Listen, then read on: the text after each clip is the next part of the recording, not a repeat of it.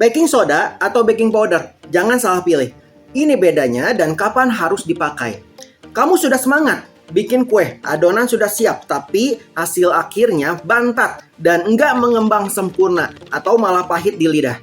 Bisa jadi masalahnya bukan di bahan utamanya, tapi di satu bahan kecil yang sering diremehkan, baking soda dan baking powder. Sekilas mirip, bentuknya sama-sama bubuk putih. Biasanya disimpan di toples kecil di dapur, tapi ternyata keduanya punya perbedaan besar yang bisa bikin kue sukses atau gagal total. Nah, biar kamu nggak bingung lagi dan bisa pilih yang tepat, yuk kita bahas secara detail apa bedanya baking soda dan baking powder dan kapan harus pakai yang mana. Ini penjelasan detail ya. Yang pertama baking soda, si pengangkat super kuat yang butuh teman asam. Baking soda adalah nama dapur dari sodium bikarbonat. Dia tuh termasuk bahan pengembang kimia yang bekerja hanya jika bertemu bahan asam.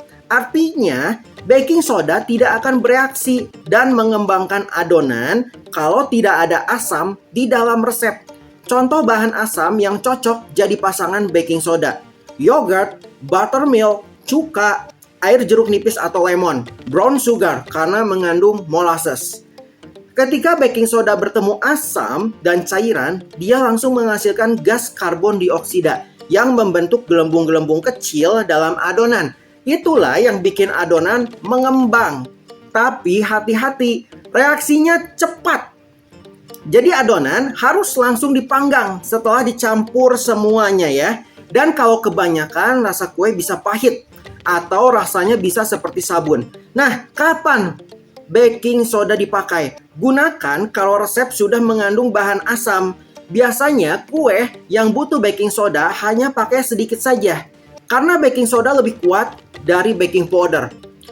Baking powder yang kedua ya, si mandiri yang sudah punya asam sendiri. Baking powder sebenarnya adalah campuran dari baking soda ditambah asam kering, biasanya cream of tartar ditambah bahan pengering seperti tepung maizena. Artinya, baking powder nggak butuh tambahan bahan asam dari luar buat bekerja.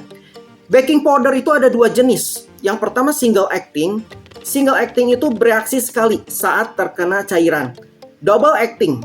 Double acting paling umum di pasaran. Bereaksi dua kali. Pertama, saat kena cairan. Kedua, saat dipanaskan atau dipanggang. Ini lebih fleksibel karena adonan bisa didiamkan sebentar sebelum masuk oven. Nah, kapan pakai baking powder? Pakai ini kalau resep tidak mengandung bahan asam atau saat kamu mau hasil yang ringan dan empuk tanpa rasa asam yang mencolok, misalnya pada sponge cake, muffin ringan, atau kue bolu klasik. Nah, ini kesimpulan simpel tapi penting. Kalau ada bahan asam di resep, gunakan baking soda. Kalau nggak ada bahan asam, gunakan baking powder.